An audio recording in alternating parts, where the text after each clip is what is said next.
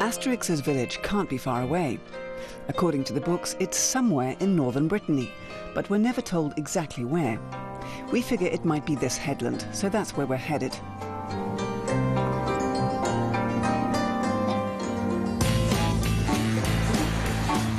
We were right. Here are the huts, and there's even a menhir, a monolith familiar to Asterix fans. And here are the Gauls themselves. We've found it, Asterix's village. Or have we? Asterix's village doesn't exist. There have never been any archaeological finds that would suggest it was in one specific place. So we've ended up at an Asterix theme park.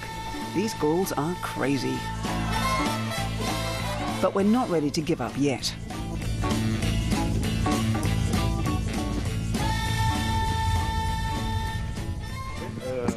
We're looking for Asterix's village. We've been told it's supposed to be here somewhere.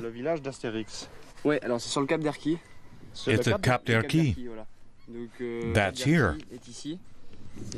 And this is where the Gauls' village is. But the Gauls have gone, right? Yeah, that was long ago. Erquy it is then. Could this really have been the home of Asterix the Gaul back in 50 BC? We don't see anything we recognize, and the Tourist Information Office doesn't look like it's going to be much help. But then we find an expert, an Asterix specialist.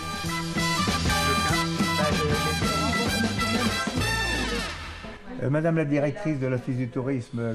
I'm sure you know, comic artists Uderzo and Goscinny drew Cap d'Erquy in their Asterix series. Asterix, vous êtes bien convaincu, et votre personnel aussi. Well, let's just say there are similarities. The similarities? I'm completely confident this is the precise spot where fiction meets reality.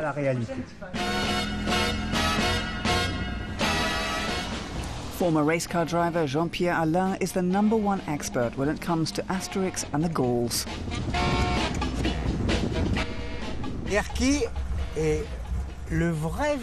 is the real Gauls' village, Asterix's village in other words. And I'm going to try to prove that to you. I'm confident I can. Here are the rocks to the left of the village, just as described in the books.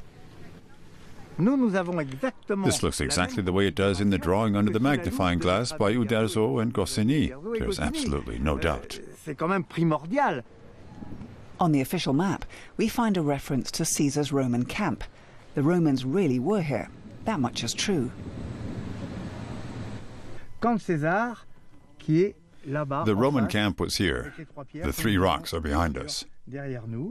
From an airplane, you can make out a rectangular shape on the ground.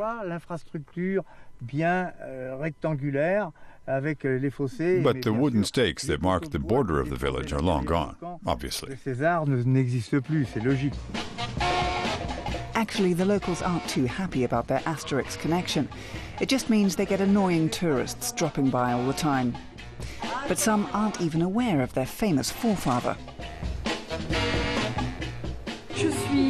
I'm sure this is Asterix and Obelix's village.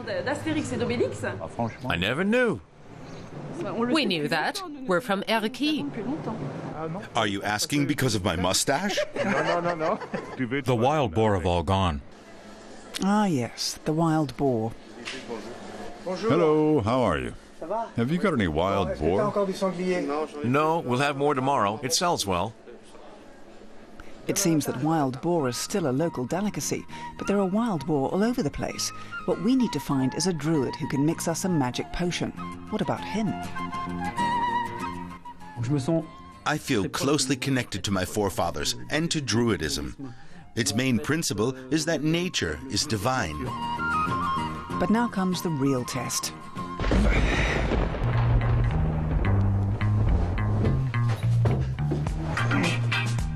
Looks promising. But as our expert Jean-Pierre reminds us, only Obelix can provide the real proof.